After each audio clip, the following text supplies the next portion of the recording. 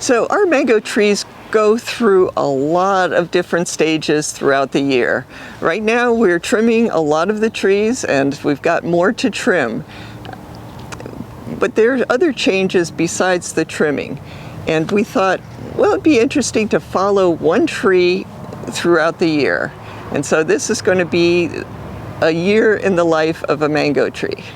And this particular tree is going to be the tree we follow. This is a Cogshall. I planted it in the ground about 23, 24 years ago. It was a very well established 3-gallon plant at the time, and it needed a lot of care to actually survive, because this part of the grove, before the mango trees were planted, was pretty much sand. It was a very harsh environment, so it took a little bit longer for these trees to become established. Basically, not only did we need to plant them and water them, but we also had to put a whole lot of mulch on the sand in order to cool the sand down. So even though it is like a 23-year-old tree, it could have grown a lot faster if it had been in a more hospitable area. But right now it's a great place for mango trees. So this tree is the tree that we're going to follow. It's a beautiful Cogshall tree, beautiful fruit, nice and productive, and it has not yet been trimmed. So right now we're looking at the before picture.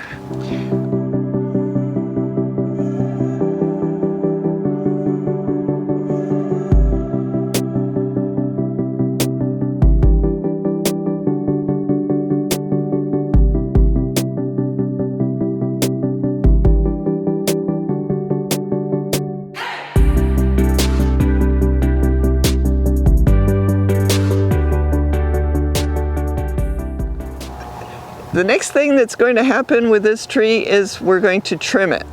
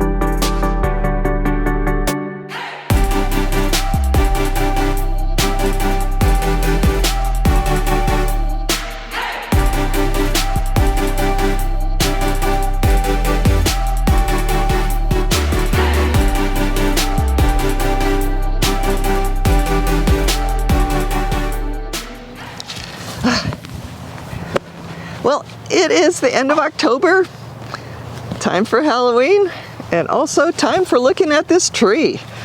This is the Cogshall, and this tree was the last tree in the grove that we trimmed, and it has sprung back quite nicely. Lots of new leaves in various different stages, and it's looking good. The goal, of course, with trimming is to make sure that the tree has produced leaves and that those leaves have matured and the tree is basically quiet going into the cold weather. We don't know how much cold we will have, but extended cool front even can inspire trees to flower. So of course, we like the flowers so that we get the fruit.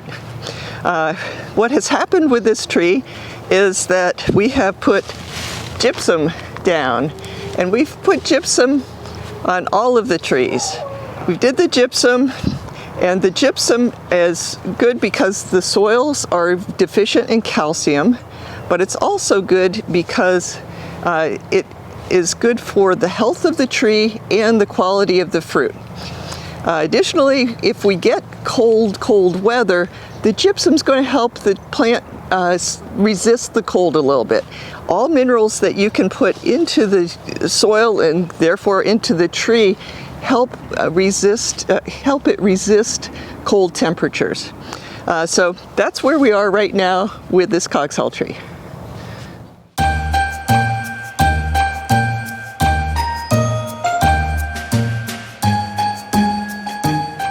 Well, it's almost Christmas, and it looks like Christmas has already landed on our Christmas mango tree. Of course, it has all of its decorations, and not only do we get to appreciate it during the day, but we actually have solar-powered lights for nighttime enjoyment. So it's looking very healthy, very green, and no flowers yet. Well, it's been a few months, but here we are back at the Cogshall, and it's looking very healthy, very green, and very bare. There's no flowers on this tree now, so we'll just have to sort of be patient and see if it flowers in the next month or so. So this is the Cogshall tree that we've been following. A year in the life of this tree. It's the end of March, and we have a lot of pretty leaves on this tree.